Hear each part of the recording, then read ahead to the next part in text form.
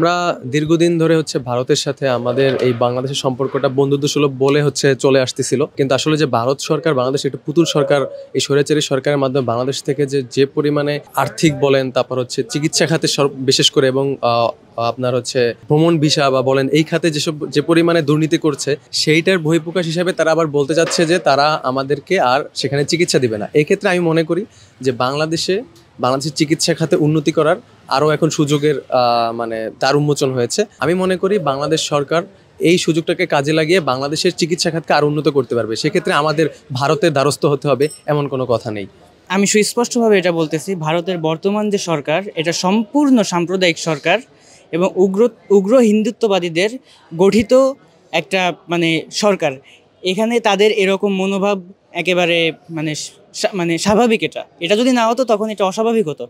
তারা এদেশে তাদের যে পুতুল সরকার বসিয়ে রাখছিল, স্বৈরাচার সরকার বসিয়ে রাখছিল, তাদের থেকে যেভাবে সুবিধা নিচ্ছিল এই দেশের উপর আধিপত্য বিস্তার করে, তারা এখন এটা পারতেছে না। তারা তাদের স্বার্থ সহ তাদের যে আশাগুলো এদেশে ছিল সেগুলো তারা অনাকাঙ্ক্ষিত সময় তারা এটা হারাইছে। তো এটা তারই বহিঃপ্রকাশ ছাড়া এর চেয়ে বেশি কিছু না।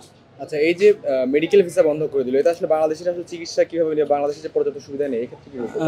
এটাতে বাংলাদেশের মানুষের কিছু আসে যায় বলে আমার মনে হয় না। আমাদের দেশে যথেষ্ট চিকিৎসা উন্নত করা হচ্ছে এবং আশেপাশে আমাদের অনেক প্রতিবেশী আছে, সিঙ্গাপুর, দুবাই সহ অস্ট্রেলিয়া, লন্ডন এবং তুরস্ক, বিশেষ করে তুরস্কের কথা বলবো। তারা আমাদের জন্য যথেষ্ট আন্তরিক এবং সচেতন।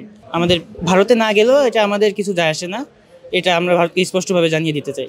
দেখুন, বাংলাদেশের মানুষ ভারত ধারা আজীবন সেই 47 পরবর্তী সময় এবং স্বাধীনতা পরবর্তী সময় মুসলমানরা বিভিন্নভাবে নির্যাতিত হয়ে আসছে এবং বাংলাদেশের মানুষজনও ভারত ধারা নিষ্পেষিত হয়ে আসছে। সুতরাং সেই ক্ষেত্রে বাংলাদেশের পক্ষ থেকে আমরা প্রতিবাদ জানিয়েছি এবং সেই প্রতিবাদকে কেন্দ্র করে তারা ভারতের চিকিৎসা সেবা, বাংলাদেশের মানুষগুলো ভারতে যে চিকিৎসা সেবা নিতে যেত সেটাকে তারা বন্ধ করে দিয়েছে। বৈশ্বায়নের যুগে আসলে চিকিৎসা সেবা বন্ধ করে দিয়ে কাউকে বিপদে ফেলা যায় না, এটা ভারতের বুঝতে হবে। ভারতে আমরা যেতাম চিকিৎসা সেবা নেওয়ার জন্য, তারা বন্ধ করে দিয়েছে। আমরা এটাকে ভালোভাবেই দেখছি, কারণ বাংলাদেশে এখন চিকিৎসা সেবার মান আরও উন্নত হবে বলে আমরা আশা ব্যক্ত করছি এবং সেই সাথে আমাদের অন্যান্য দেশগুলোতে চিকিৎসা সেবার মান ভারতের থেকে উন্নত আছে। আমরা সেই দেশগুলোতেও আমাদের রোগীদেরকে পাঠানোর ব্যাপারে আমরা সচেষ্ট। ভারতেই আমাদের রোগীদের পাঠাতে হবে, এই ব্যাপারটাতে আমরা আর আস্থা রাখছি না।